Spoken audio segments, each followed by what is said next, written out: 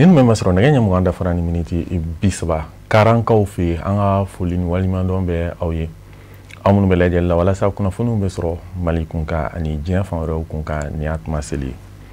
octobre kalo we nyon deme kalo e anga jamana kono o hukumu ne konnala ka beni octobre kalo klimwa ani kononton move africa malitali akala dala nyon deme kene bilibili sigi singa amalo donia ka fo ministry sabade tumbe akene ka fara move africa malitali ma nyamauka ani mal islamé au Jakuluba au conseil islamique Manyama groupement des leaders spirituels musulmans du Mali Manyama islamé de mettons Ansarou Nyajoro Ankramra Seyd Chérif Ousmane Madani Aïdra Dingue a Seyd Iba Haïdra ani Maba Weraw anganyama da sorolim fe mois de la solidarité no e kalo krenkrene anga jamana kono nyogon deme tola o hukumun konnala move africa malitali akala dala clé no de ka kene belebele do sigi demendi kene ba ka nyeshi desebagato ma nyina u ka demendi tawla moto katabla dala dumuni feuna panneau solaire machine fem se ka demedo adama duma u ka nyina tayembe talike o minauna ne ni sondia belebele de bi ka ye en bolo non seulement nous avons eu un kit scolaire soro ka kit solaire fena soro donc kit solaire o bina ta bla maternité la ne a jate na me boyoram na o mayna dugu mina a population chama sénégalais donc courant tika fena ka boyo kosobere donc ne courant tika maternité la anga iyo infirmière obstétricienne en saifon wajibi ka muso kono mawla jigi torsi de la walma lampoula donc ni kit scolaire min dirama non seulement avec na fereke muso konoma non seulement be jigi lafia kono lumière konana u be tala dayrom na jigini fene ko fo be kala ka bla lafia konana lumière la samo sa ambi jala ni salon bulo ane choro wat ni kanaka choro way bla kana nona no e Seyd Chérif Ousmane Madani Aïdra le président du conseil islamique du Mali ko ngana ajorofa ka dowdo ka ira u be ni bara minani bara bade femin ka bo ala bulo ni bala on bi min kala kira Modou Mustafa sallallahu alaihi wasallam ka kuma kan fitine be ya cero nana fi ndondo la ko kira ma ko mi fe ka fen fonye min ka bo min mo ko suru ala ka teme fen be ka cero ko ma ko kira ko sallallahu alaihi wasallam ako bara min ka bo bara be ala yoro min bi mo ko suru ala ka teme bara be ka ako o de ka nyumaya do ke ibalmai c'est-à-dire mogo be jo fem mununa par exemple dumuni munu fleur matériel munu fleur ikapsa mogo munu ka hinawla ka nyumaya kuye u bodde mun konnana donc mbolo ambo kana badore ka donc ne bolo buka ni bara mi ka jamana mogo be labi surtout buka ka jamana kono mi e Mali an mogo be na ka teme fem bela jenen ka bi donc ambo fo wala mando et puis ni soja mi mina do mogo do duskuna bi handicapé bi anu ya balma de jurato ye moto bina duma ala kama ninga bolu bolo fembe abina fu yala de duma sisa donc mi ala deli a baraji ala ka dafalen duma ala ka ndeme et puis ntibo kumana fo anga do ami jamana mo ngono Mali bi bolo mi nga bi aw be ba do Mali mogo be aw kelengel na bela jele nga do wala nye islamé nye chrétien ti dinena ibise ka minga jamana nya kay bi am bela jele mogo bala ala ka nga jamana baski fama munumbu kuna bi ala ka klimandu ma ku fanga se pour que jamana misega baski ka se herala ala ka na wera bela jele ndeme wa assalamu alaikum wa rahmatullahi ta'ala wa barakatuh ma bamunu tume kene ka olu kelen ka kumata beye foli kenen ke ka nyeshi move africa malitel nyemauma u dasira nafauma munu bi talike deme ere kan adamadeya sigila de mois de la solidarité a clé moani konontonali clé moani kononton parrain ambi fuyano kabri kalo damnena parrain a chesri ne activité fefe beke abe anofe u bede Mali anga foli be se bema karamogo kumana yanka ba nte karamogo ye ngambe fe kan tani faraka go kaloyi adabora anga hine nyona mo kera chogo betis mo kelen se ka bedeme me bebsi ka mo kelen deme krefe na nyogon deme ka nyogon jigiski ka nyogon jigitu aka cha ala fe jamana yere be baski Mali be la jarabili min bolo sisan wati ka gelen o bela an ka hinɛ ɲɔgɔn na an bɔtɔ filɛ nin activité de la Gabriel Touré la y'o de f'u ɲɛna n'i b'i ka mobili kɔnɔ i kelen natɔ don i ɲɛ bɛ mɔgɔkɔrɔ dɔ la sira fɛ i bɛ se k'a dɛmɛ ka dɔ bɔ a ka sira la i bɛ se ka jinin d'a ma Mali dɔn o de kama n'a ye ɲɔgɔn dɛmɛ wa mode de la solidarité kalo kelen min don nin y'a san 30 ye a bɛ ka kɛ a dabɔra de walasa malidenw ka se ka faamuya sinon solidarité o y'anw ka danbe de ye ɲinan yɛrɛ ta donna solidarité et culture la Mali dɔnnen don n'o de ye k'an ka segin an ka kɔrɔlenw ma kɔrɔ ka kɔrɔ bonya denbaya ka basigi an ka ɲɔgɔn lamɛn fɔlɔ denmisɛnninw tun bɛ lamɔ cogoya min na hali ni denmisɛnnin bɔra carré kɔnɔ n'a nana a tɛ se k'a fɔ a somɔgɔw ye jɔn y'a bugɔ gundo nka an bɛ tile min na bi hali n'i pɛrɛnna dɔ den kunna janni ka segin ka bɔ baara yɔrɔ la i b'a sɔrɔ convocation dalen don i ka tabali kan olu bɛɛ ye sitanɛw de ye an ka ɲɔgɔn minɛ an ka sitanɛ bila kɛrɛfɛ an k'an tɛgɛ di ɲɔgɔn ma don min kɛtɔ filɛ nin ye bi an b'a dɔn alihamudulilayi a ditɔ dɔn minnu ma a t'aw ka sɛgɛn ban dɛ mɛ a b'a yira k'a fɔ ko jamana ɲɛmɔgɔ hakili bɛ bɛɛ la. An b'a ladɔnniya k'a fɔ dɛmɛdi ninnu senfɛ Move Africa Malitel ɲɛmaaw ye chèque caman fana di a kun de walasa ka dɛmɛ kɛ maaw ye minnu mago bɛ musakaw la ka se k'u ka laɲiniw sabati. Burkina Faso o jamana kɔnɔ u ka wasadenw ye seni ci ka bɔ ye n'o ye jɛkulu mun ɲɛsinnen don kalafili kunkan ko o ɲɛnabɔli ma Burkina Faso jamana kɔnɔ o baara in kɛra u fɛ ka bɛn ni octobre kalo tile 28 ye Samayira Sanogo bɛ walawalali kɛ a ko kunkan.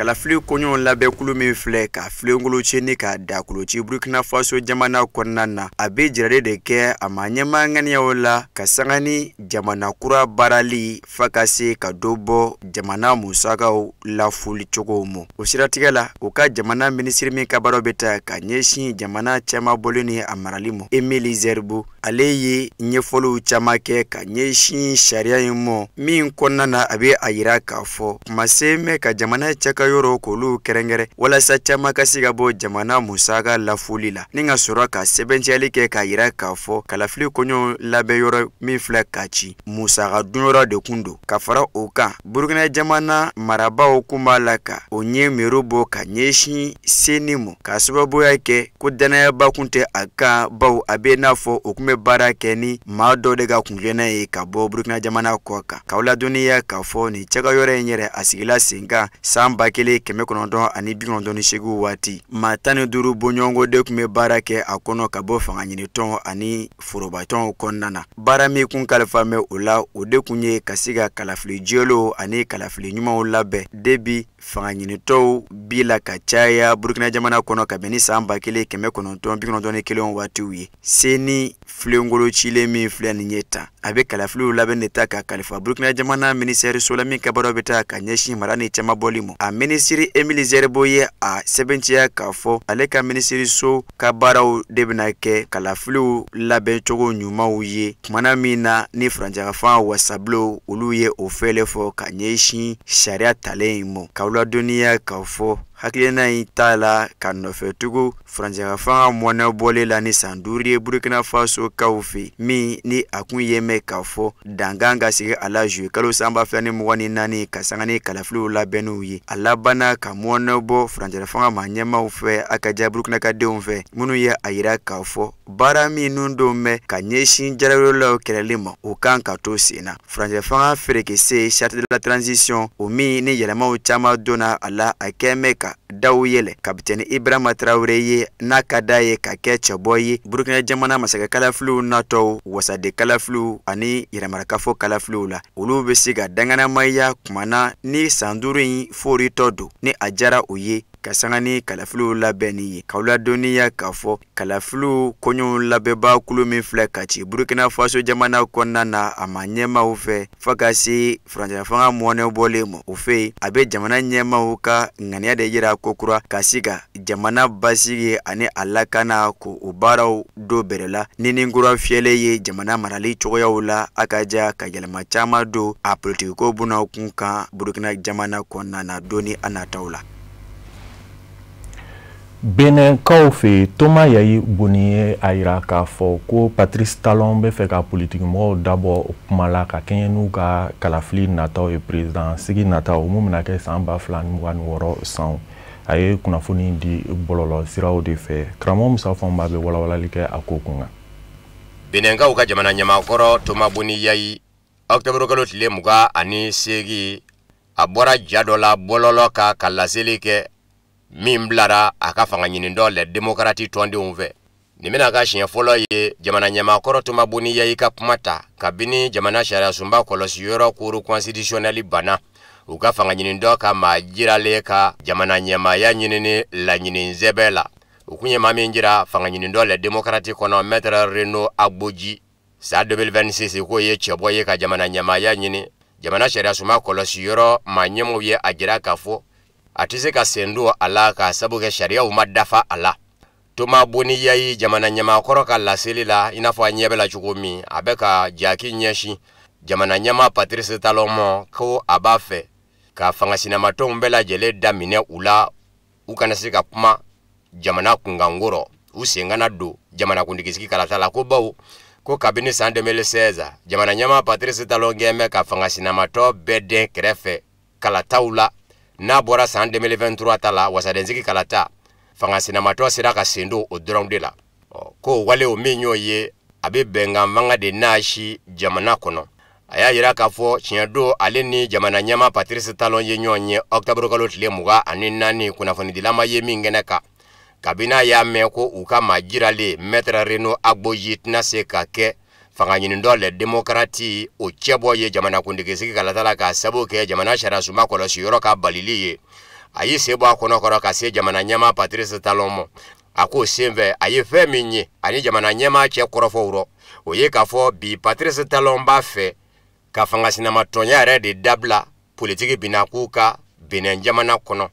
Wa ko min ka jugu n'o bɛɛ ye u ka fanga ɲini dɔ les démocrates a ma ɲɛma minnu bɛ yen ani wasaden minnu bɛ a kɔnɔ ni wasadensigi kalata min kɛra san 2023 o kɛra sababu ye k'u kɛ wasaden ye k'u don wasabulo kɔnɔ.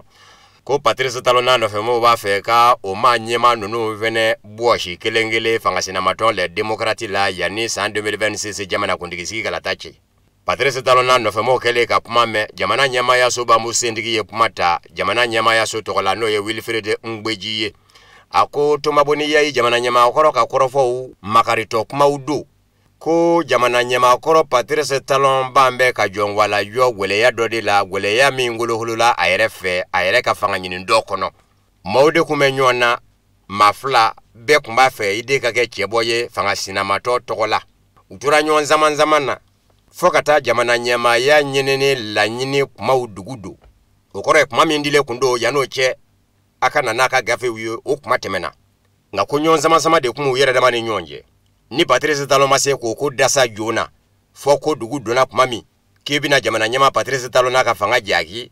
ko makaritɔ ko do. A ma ladɔnniya k'a fɔ Benin jamana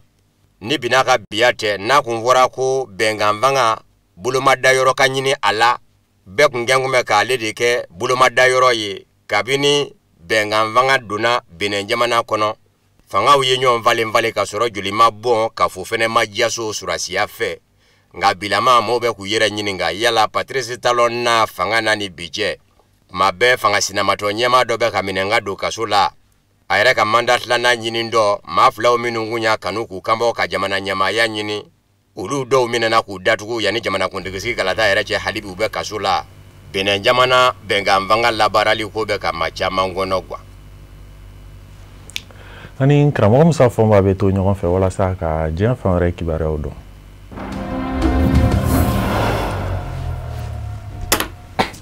Gambi jamana ɲɛmaw ye a jira Gambi jamana ɲɛmakɔrɔ Yahaya Jammeh la k'a fɔ n'a se kɛra donfɛn ye Gambi jamana kɔnɔ diɲɛ dongo don a ka dɔn k'a fɔ a minɛtɔ don. A ma ladɔnniya k'a fɔ kɔsa in na Gambi jamana ɲɛmakɔrɔ Yahaya Jammeh a ye kumakan dɔ de bila bɔlɔlɔ nasiraw fɛ k'a fɔ a b'a fɛ Novembre kalo la ka segin Gambi jamana kɔnɔ a ka fanga ɲini dɔ min bɛ yen k'o ɲɛmaaya ta. Gambi jamana ɲɛmaw kɛlen ka kuma mɛn u ma kɔrɔfɔ bila dagirinda la. U y'a jira Yahaya Jammeh la n'a donna Gambi jamana kɔnɔ diɲɛ dongo don a bɛ minɛ. Nin ma jira k'a fɔ Gambi jamana ɲɛmaw u ma yafa jamana ɲɛmakɔrɔ Yahaya Jammeh mɔ i n'a fɔ mɔgɔw tun bɛ ka jigiya cogo min bawo hadamadenya hakɛ labasa jɛkulu bɛ jɛkulu la o kɛn bɛ ka jira k'a fɔ jamana ɲɛmakɔrɔ birifini min bɛ Yahaya Jammeh kan jamana ɲɛmaw laban bɛ sɔn ka diɲɛ kɔ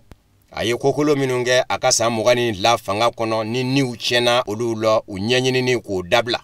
An b'a ladenya k'a fɔ Yaya Jammeh a bɛ Guinée équatoriale kabini janvier kalo la san 2017 kalata kɛlen kɔ ani Adama Barrow cɛ ni o kun y'a bi a yɛrɛ kun k'a jira k'a fɔ a jɛnna ni binni ye. Mɔgɔ bi bala min na Yaya Jammeh labana ka muruti k'i ma jɛ ni binni ye. O yɔrɔ bɛɛ CEDEAO kun b'a fɛ ka don a nɔfɛ o kɛlɛcɛw. Kumaw kɛra a yɛrɛ labana k'a ye k'a fɔ bɔli da ka dinna a ye bisimila yɔrɔ sɔrɔ a yɛrɛ la Guinée équatoriale jamana ɲɛma Teodoro Obiang Bazoko fɛ kabini o don fɔ bi a bɛ yen. Nka bilama de kɛmɛ ka jira k'a fɔ i b'a fɛ ka na Gambie jamana kɔnɔ. Yaya Jammeh bɛ k'i sinsin fɛn min ka nali fɔ ko don min na ale bɛ bɔ Gambie jamana da fɛ ko tɛgɛnɔbila kɛra bɛnkan sɛbɛn dɔ la ani farafinna tɔnba Union africaine ma ɲɛmaw cɛ CEDEAO ma ɲɛmaw cɛ diɲɛ selekɛnani tɔnba Nations Unies ni nazarala tɔnba Union européenne ma ɲɛmaw cɛ k'a fɔ a ka tungana sigili tɛ tɛmɛ kalo 6 kan a ka bɔ kalo 6 Gambie jamana da fɛ dɔrɔn jango jamana ɲɛmaakura n'a ka mɔɔw bolo bɛ se ka don baara la n'o ye Adama Barrow n'a ka mɔɔw ye. Jamana ɲɛmaw y'a yira Yahaya Jammeh la k'a fɔ n'a nana diɲɛ dongo don Gambie a bɛ minɛ k'a sabu kɛ olu ye baara dɔw boloda Gambie jamana kɔnɔ a bɔlen fanga na. O ma joli de minɛna Gambie jamana de la ka fa a tile la ni hali sini olu suma ye u fa kun ma kɛ dɔwɛrɛ ye ko fanga sinamatɔ ɲɛmaw don. O muso joli de bɛ ko bin kɛra min kan ni fɛn ma bɔrɔ o ma joli de minɛna ka taa o nima tɔɔrɔ ka sɔrɔ a ma kɛ kaso kɔnɔ a ma kɛ polisiso la Yahaya Jammeh ka fanga fɛ a ka fanga kama.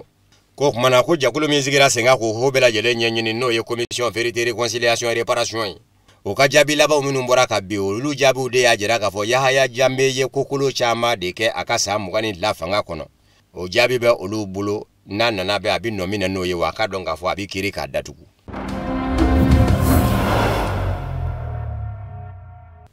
Tanzanienkaw fɛ yen octobre kalo tile 29 araba kun ye jamanakuntigi sigi kalata ye nka a ma taa mankan kɔ k'a sabu kɛ fanga sinamatɔw n'u kanubaw bolo u ka maajiralenw sen bɔra jamana ɲɛmaaya ɲinini na o ni jamana ɲɛmaa muso cɛ u ma jɛ ni ko in o de y'a to tasuma wulila Tanzanie duguba caman kɔnɔ kɛrɛnkɛrɛnnenya faaba yɛrɛ n'o ye Dar es Salaam ye. Tanzanienkaw fɛ jamana ɲɛmaa muso Samia Suluhu Hassan ale de bɛ fanga na nka a ye fanga in sɔrɔ k'a sabu kɛ jamana ɲɛmaa de sara fanga na ale kun y'o ka dangan ye n'o ye John Magufuli ye a sina ka kɛ jamana ɲɛmaa ye o nɔ na a yɛrɛ de bɛ ka fanga yɛrɛ de ɲini nin sen in za kalata senfɛ. Caman de y'a jira k'a fɔ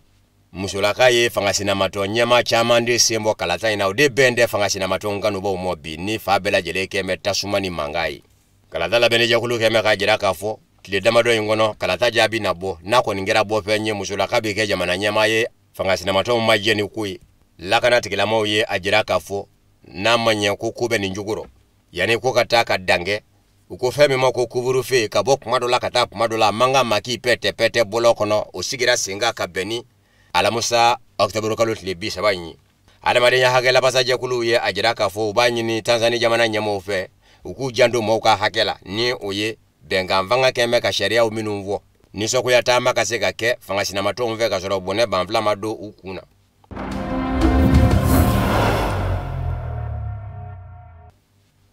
Donald Trump ka kɛlɛkɛminankura min n'a bɛ ka yanga bi ko de bɛna kɛ Ameriki jamana lakana n'a ye Golden Dome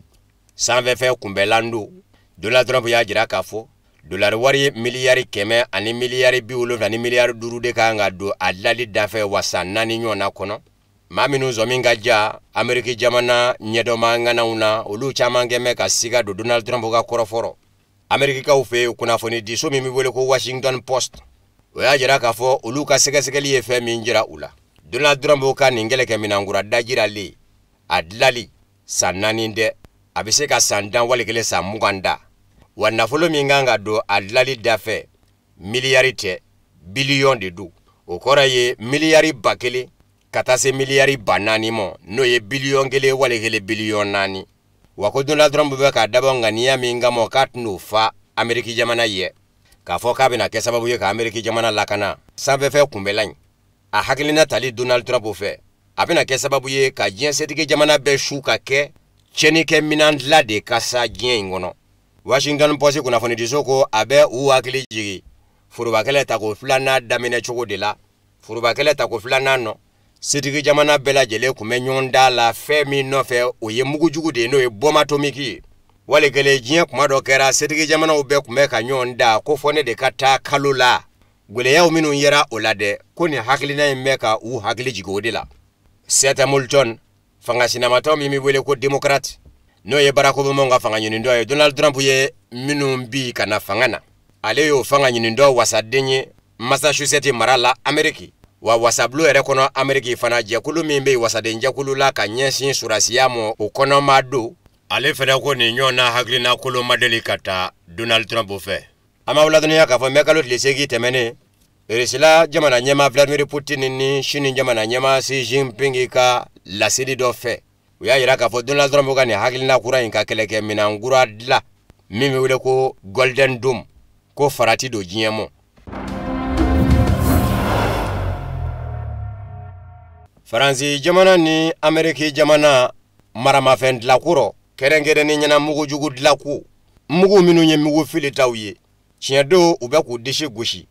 k'a fɔ u ɲɔgɔnden ko nka k'u ka dɔn k'a fɔ san dan ka taa se san 20 danfara o de bɛ u ni Irisila cɛ ko Irisila b'u ɲɛ kɛrɛnkɛrɛnnen ɲɛna mugu filitaw minnu bɛ wele ko arme hypersonique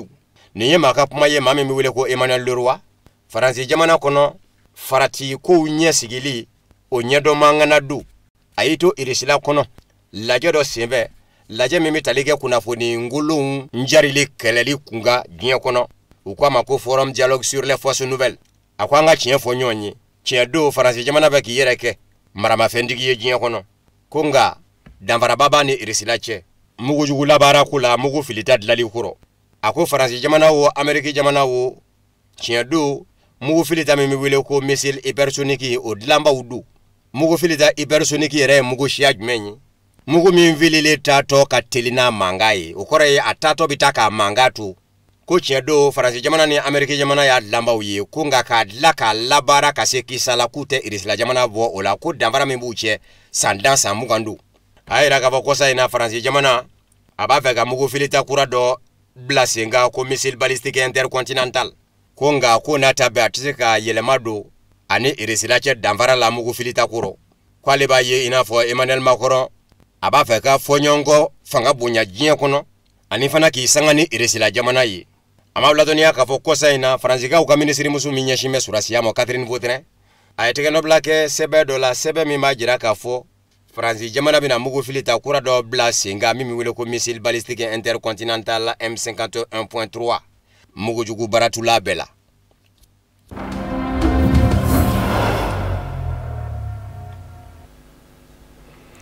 foli kɛrɛnkɛrɛnnen bɛ kɛ k'a ɲɛsin an ka techniciens ma o fana de bɛ dan sigi bi bamanankan kunnafoniw na minnu sera ka fara ɲɔgɔn kan ka bɛn ni tuma ye ma kunnafoni di so ɲamaya so fɛ an caw ka lajɛliw la a ka bɛn n'Ala sɔnna ma